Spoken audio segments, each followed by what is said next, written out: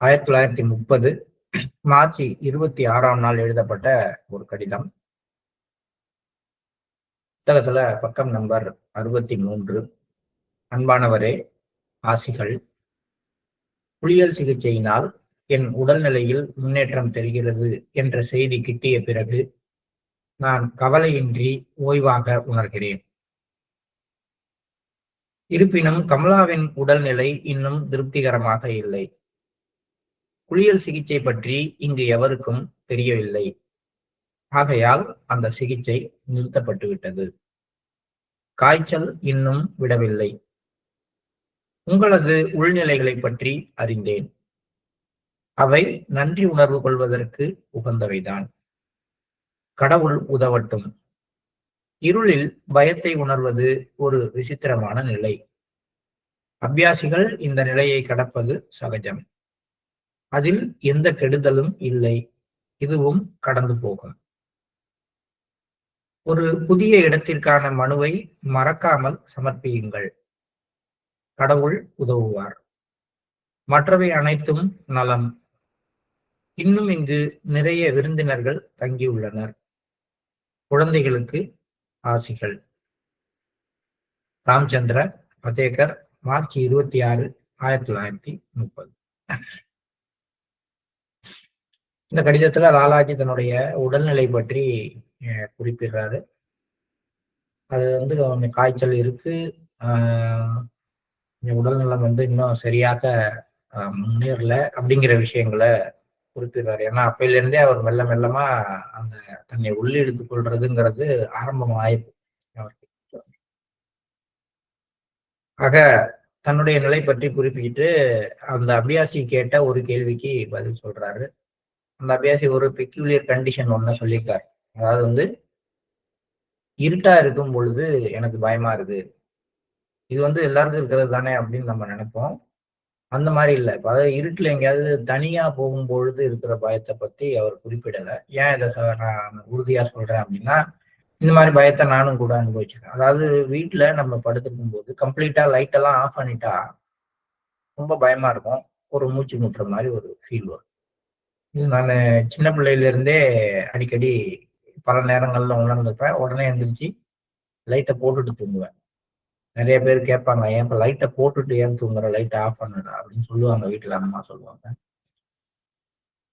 சில பேருக்கு அந்த பயம் இருக்கிறவங்க நைட்ல தூங்காம பகல்ல தூங்குவாங்க. இது இது ஒரு பெரிய பயம்னா அப்படியே உடம்பு நடுங்குற மாதிரி பயம்லாம் கிடையாது. ஆனா ரொம்ப இன்கன்வீனியன்ட்டா இருக்கும். இருட்டா இருந்தா ரொம்ப இன்கன்வீனியன்ட்டா இருக்கும். கொஞ்சம் ஹார்ட் பீட் ரைஸ் ஆகுற மாதிரி இருக்கும். இதெல்லாம் நானும் உணர்ந்துட்டேன்.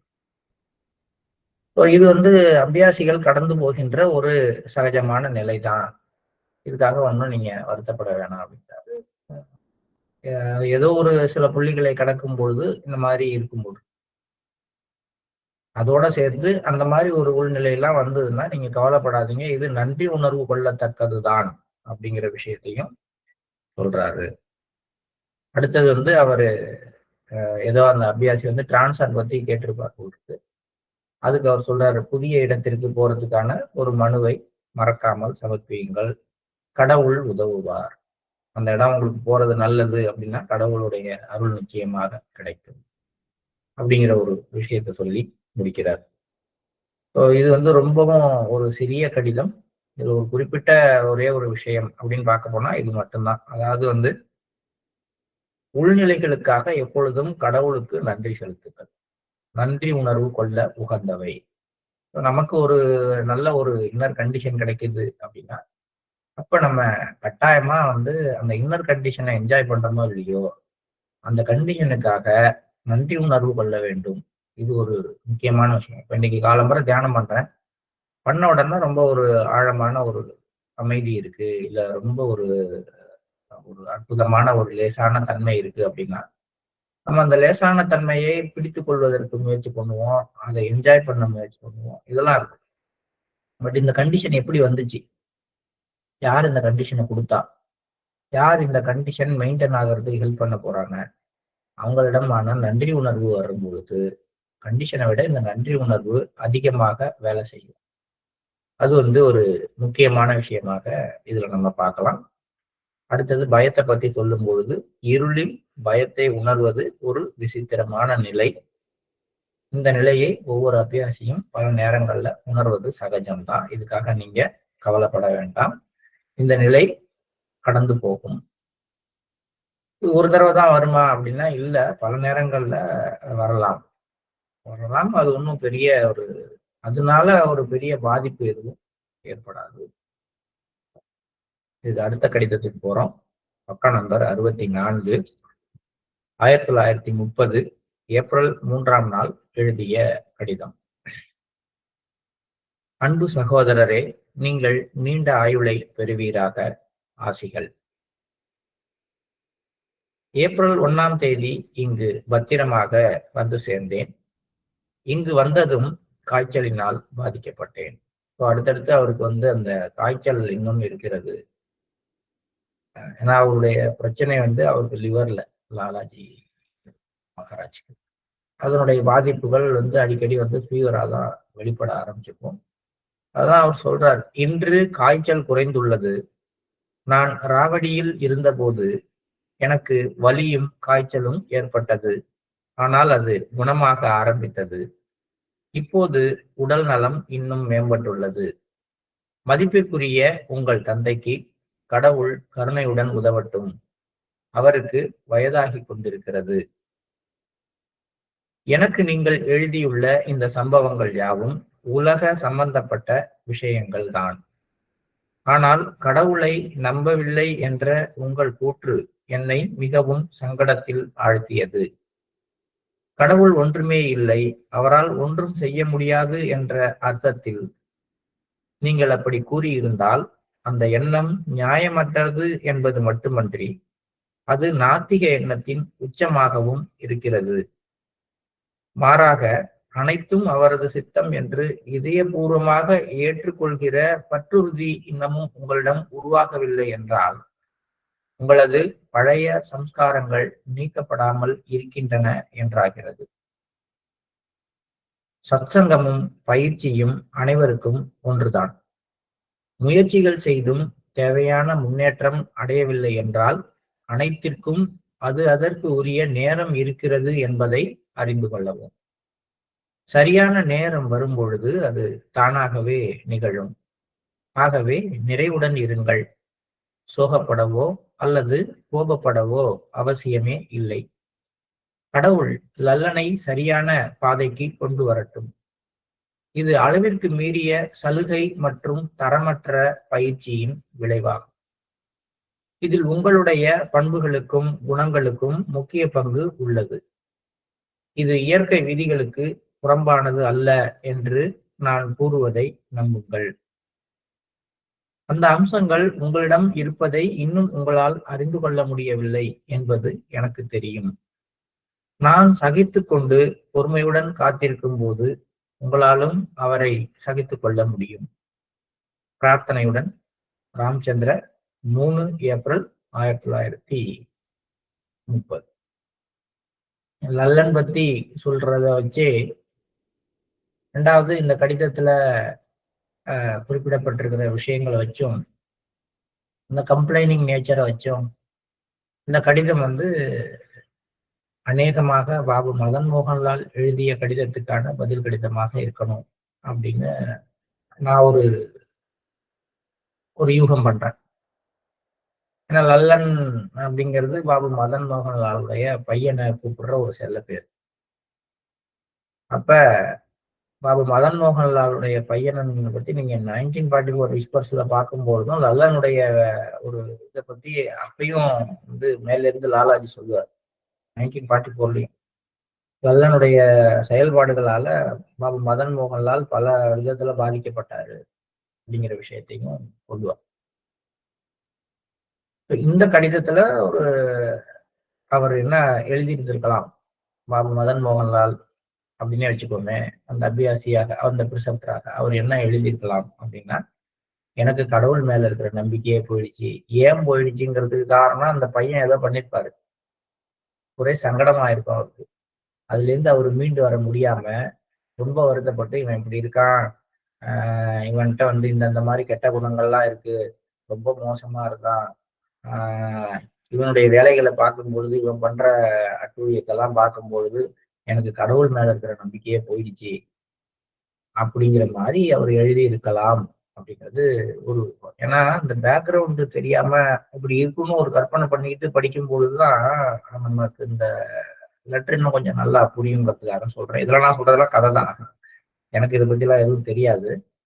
ஒரு யூகமா பண்ணிக்கிறோம். இப்படி லெட்டர் எழுதுறாரு, பதில் எழுதுறாரு அப்படின்னா அங்க என்ன நடந்திருக்கிறதுக்கு வாய்ப்பு இருக்கு அப்படிங்கிறது. அதே மாதிரி அவர் வழக்கமா கம்ப்ளைண்ட் பண்றவர் தான் எப்பயும்.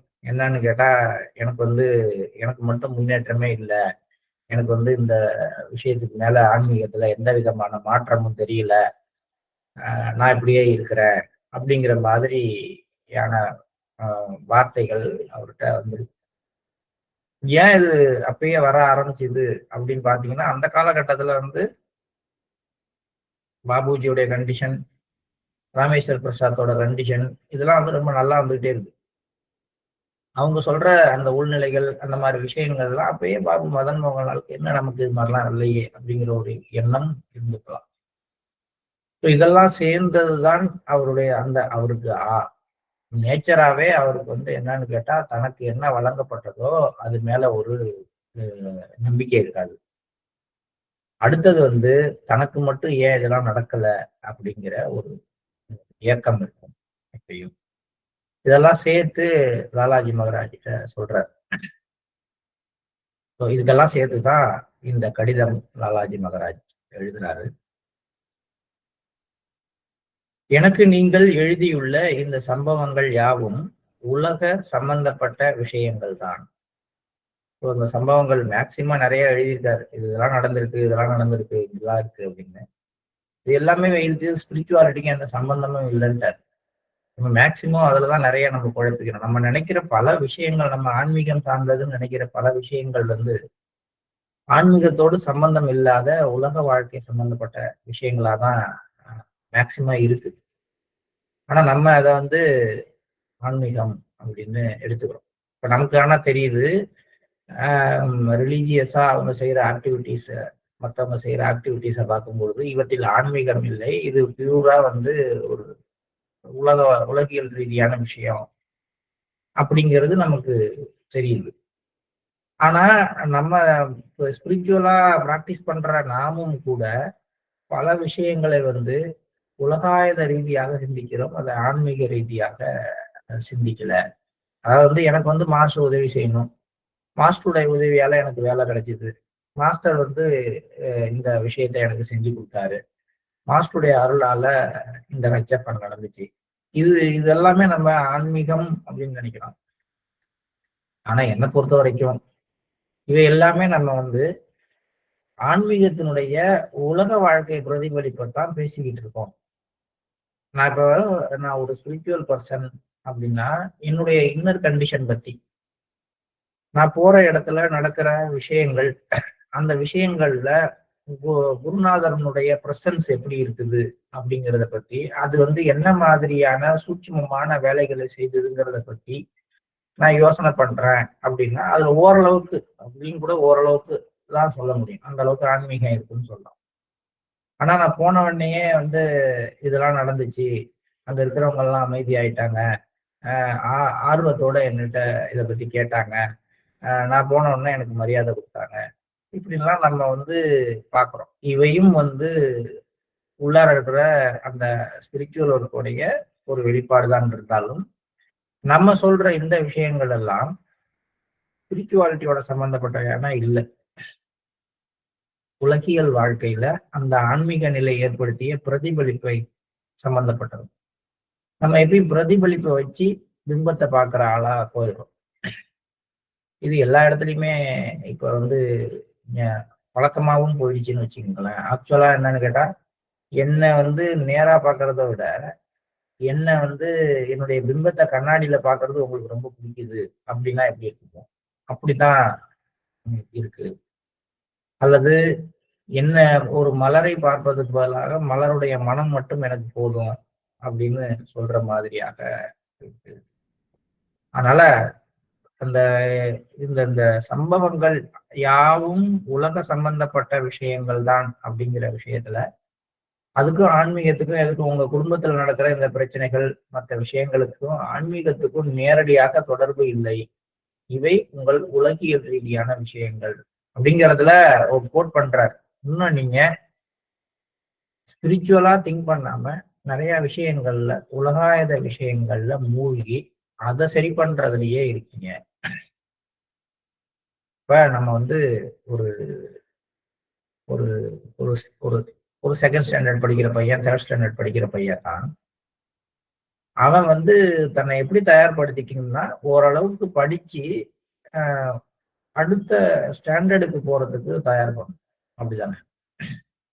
தொடர்ந்து வந்து அந்த 2ஆம் வகுப்புல இருக்கிறத ரொம்ப பர்ஃபெக்டா அந்த நோட்டை எப்படி வச்சுக்கிறது, அந்த கிளாஸ்ல நான் எப்படி உட்கார்றது, எப்படி யூனிஃபார்மா போடுறது, எப்படி மற்றவங்களோட எல்லாம் கரெக்டா அட்ஜஸ்ட் பண்ணி போறதுன்னு அந்த செகண்ட் ஸ்டாண்டர்டை பத்தியே ரொம்ப தெளிவாகவும் உயர்வாகவும் சிந்திச்சு அதுல எப்படி இன்னும் மேம்படலாம்னு நினைச்சுக்கிட்டே உட்கார்ந்துருந்தா பாட்டை போட்டு ஓரளவுக்கு இது திங்கிங் வந்து அட்ஜஸ்ட்மெண்ட் வந்து இப்ப இருக்கிற சூழ்நிலைக்கும் நம்மளுடைய நோக்கம் வந்து அடுத்த இடத்துக்கு போறதை பத்தி உந்துதலை கொடுக்கறதாகவும் இருக்கிற பட்சத்துல எல்லாமே கரெக்ட்.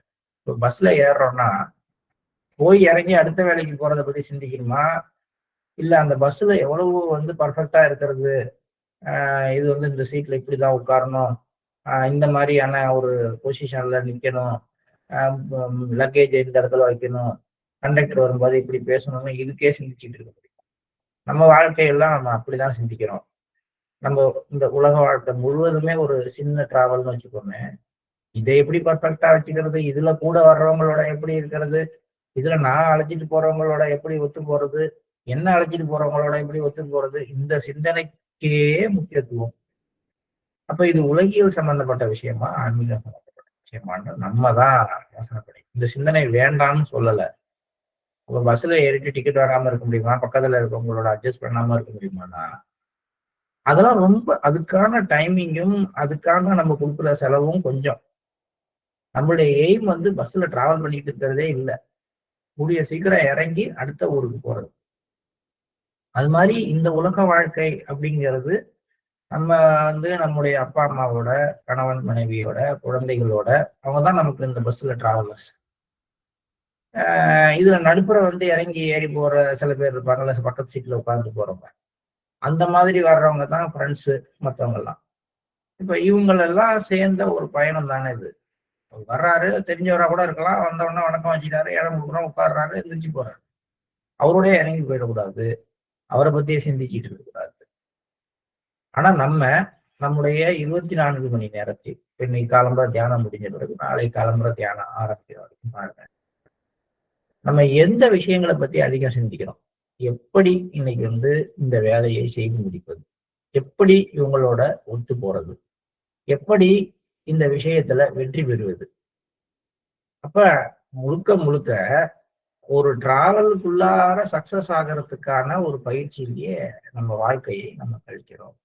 அப்ப நம்ம எண்ணங்கள் உலக சம்பந்தப்பட்டவையாக இருக்கிறதா, ஆன்மீகம் சம்பந்தப்பட்டவையாக? இதுதான் கேள்வி.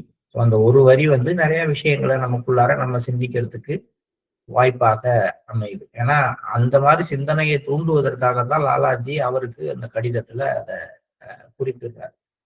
ஏன்னா அவரு ரொம்ப வந்து உலகாயுத சம்பந்தப்பட்ட விஷயங்கள்லயே மூழ்கக்கூடிய ஒரு பேஷனேட் பர்சன் அவர். அதனால இதை குறிப்பிடுறாரு. அவருக்கு மட்டும் இல்லை, இது நாமும் அப்படித்தான் இருக்கிறோம். அதனால நம்ம இன்னும் ஆன்மீகத்தை இன்னும் நேரடியாக தரிசிக்கல. ஒரு விஷயம், நம்முடைய சிந்தனைகள்ல ஒரு 50% கூட இன்னும் வந்து ஸ்பிரிச்சுவல் ஃப்ராக்ரன்ஸ் அப்படிங்கிறது வர ஆரம்பிக்கல. நம்ம ஸ்பிரிச்சுவாலிட்டின்னு நினைத்து கொண்டு இன்னும் உலக சம்பந்தப்பட்ட விஷயங்களை பேசிக்கிட்டு இருக்கோம் அப்படிங்கிறது தான் அதுல சொல்லப்படுறதுல முக்கியமான கருத்து. இதுல இந்த கடவுளை நம்பவில்லை அப்படிங்கிற ஒரு விஷயத்தை பத்தி அவரு சொல்றாரு. நம்மளும் சொல்றது தானே, கடவுள் இருக்காரா இல்லையா, கடவுள் இருக்காரா குமார் அப்படின்லாம் ஒரு ஃபேமஸான ஒரு திரைப்பட வசனம்லாம் நமக்கு தெரியும். பல நேரங்கள்ல நம்ம எதிர்பார்க்கிற விஷயங்கள் நடக்கல, நாம நினைக்கிற மாதிரி நடக்கல, அல்லது சங்கடமான ஒரு சூழ்நிலை அடிக்கடி உருவாகுது அப்படிங்கும் பொழுது ஒரு விரக்தி மனப்பான்மை வர்றது தானே. அது மாதிரி ஒரு விரக்தி மனப்பான்மையில தான் வந்து இந்த அபியாசி அல்லது இந்த பிரிசெப்டர் அல்லது நம்ம நினைக்கிற மாதிரி பாபு மதன் மோகன்லால்னு வச்சுட்டோம்னா அவரு சொல்லியிருப்பார், இவ்வளவு நடக்குது, எனக்கு கடவுள் மேல இருக்கிற நம்பிக்கையே போயிடுச்சுன்னு சொல்லியிருக்கலாம். அப்ப அது சொல்றாரு லாலாஜி, சொல்லாதீங்க, எனக்கு இது ரொம்ப சங்கடத்தை கொடுக்குது. குருநாதருக்கு சங்கடத்தை கொடுக்கக்கூடிய ஒரு மனநிலைனா அவர் மீது அவநம்பிக்கை கொள்கின்ற மனநிலை. ஏன்னா தன் கூடயே இருந்து தன்னைய பார்த்துட்டு ஒரு அப்பாவுக்கு எது ரொம்ப சங்கடமான வார்த்தைன்னு கேட்டா, எனக்கு நீ என்னப்பா செஞ்ச, என்னை கவனிச்சுக்கல அப்படின்னு ஒரு பையன் சொல்லும் பொழுது வர்ற சங்கடம் தான். ஏன்னா அவனுக்கு அந்த சின்ன வயசுல இருந்து அவனுக்கு அறியாத வயசுல இருந்து ஒரு அப்பாவோ ஒரு அம்மாவோ, அம்மா பண்ற தியாகம் கூட கண்ணுக்கு தெரிஞ்சிடும், அப்பா பண்ற தியாகம்லாம் கண்ணுக்கே தெரியாது. எவ்வளவோ விஷயங்களை விட்டு கொடுத்து எவ்வளவோ தனக்கான விஷயங்களை அங்க டிரான்ஸ்ஃபர் பண்ணி ஒரு பையனை பிக்கப் பண்ணி மேல கொண்டு வந்து அவன் வளர்ந்து பெரிய ஆளா வந்தவன தன்னுடைய இயலாமையை வெளிப்படுத்த முடியாம அந்த அப்பா மேல போட்டு நீ எனக்கு என்ன செஞ்ச, உன்னாலதான் நான் அப்படி போயிட்டேன்னு சொல்லும் பொழுது ஒரு அப்பாவுக்கு எவ்வளவு சங்கடம். அப்ப கடவுள் ஒரு மனுஷனை படைச்சு அவனுக்குள்ளாரையும் தான் இருந்து கொண்டு அவனுக்கு உயிரும் கொடுத்து அவனுக்கு இயக்கத்துக்கும் உதவி அவனுடைய கஷ்ட நஷ்டங்கள்ல தானும் பங்கு கொண்டு அவனை மெல்லமா உருவாக்கி அவனுடைய எனர்ஜி லெவலை இன்க்ரீஸ் பண்றதுக்கான ஒரு முயற்சியாக ஒரு பிறவியை அளித்திருக்கு.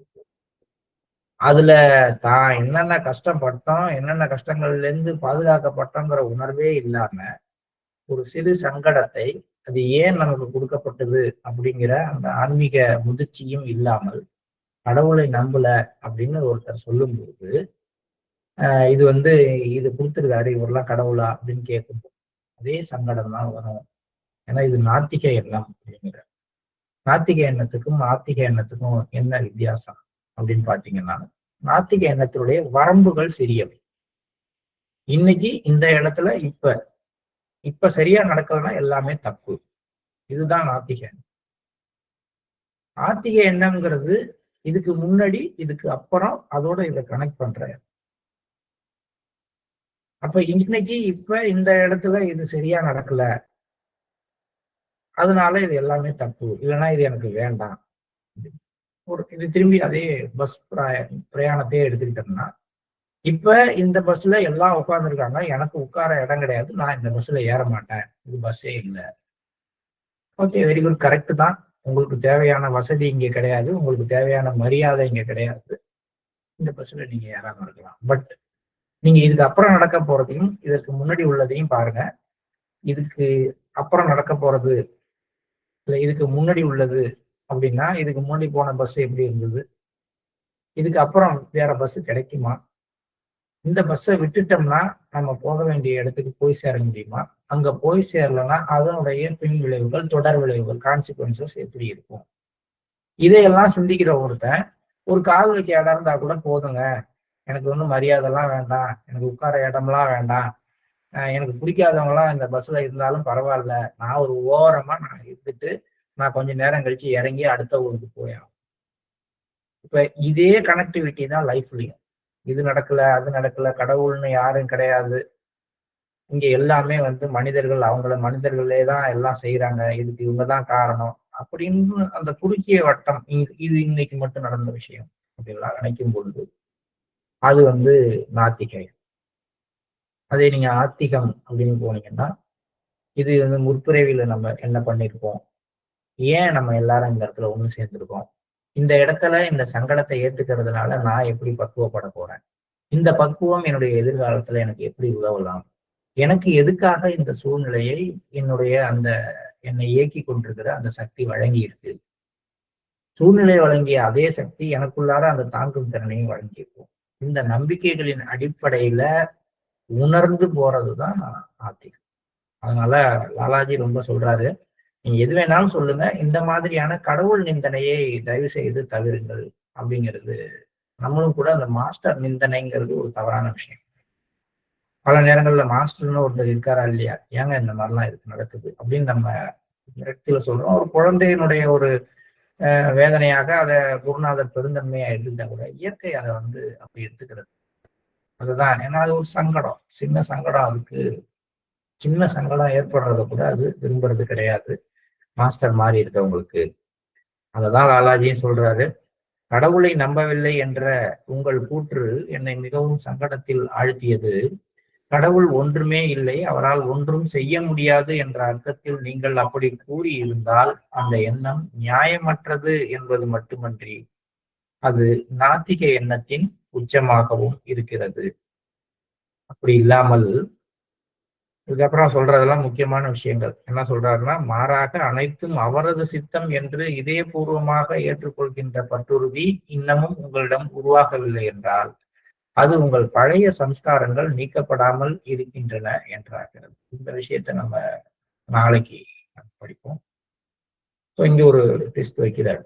அப்ப நமக்கு இந்த மாதிரி இது எல்லாமே மாஸ்டருடைய சித்தத்தினால் நடக்குதுங்கிற அந்த உணர்வு நமக்குள்ளார நாளுக்கு நாள் ஆழமாக வேரூன்றணும். ஏன்னா இங்க நடக்கிற விஷயம் என்ன அப்படின்னு கேட்டா நம்முடைய பழைய சம்ஸ்காரங்களை மெல்ல மெல்ல நகர்த்துறது தான் முக்கியமான விஷயம். அது உண்மையிலேயே நமக்கு நடந்துகிட்டு இருக்கு. நம்ம கொஞ்சம் கொஞ்சமா அதுல இருந்து கரையிறோம் அப்படின்னு பார்த்தோம்னா அந்த நேரத்துல நமக்கு எப்படிப்பட்ட ஒரு உணர்வு வரணும்? இது எல்லாமே கடவுள் மாஸ்டருடைய விருப்பத்தினால நடக்குது. இது மேலோங்குதுன்னா நம்ம சம்ஸ்காரத்தோட வெயிட் குறைஞ்சிக்கிட்டு இருக்குங்கிற ஒரு இண்டிகேஷன் நமக்கு கொடுக்கும். இது ஒரு அளவுகோல். அப்படி அப்படி ஓரமா இதை சொல்லி எடுத்தாலும் இது ரொம்ப முக்கியமான விஷயம். இதை நம்ம நாளைக்கு திரும்பி பார்ப்போம். இப்ப நம்ம காலை நேர தியானத்துக்கு செல்லலாம்.